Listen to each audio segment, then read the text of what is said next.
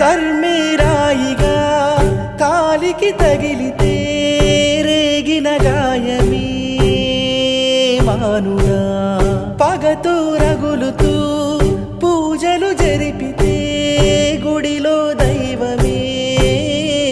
ఉండునా చీకటిని తరిమేందుకు వెలిగే చిన్న దీపం ఊరూరంతా తగలబెట్టి జ్వాలయింది ఏంటి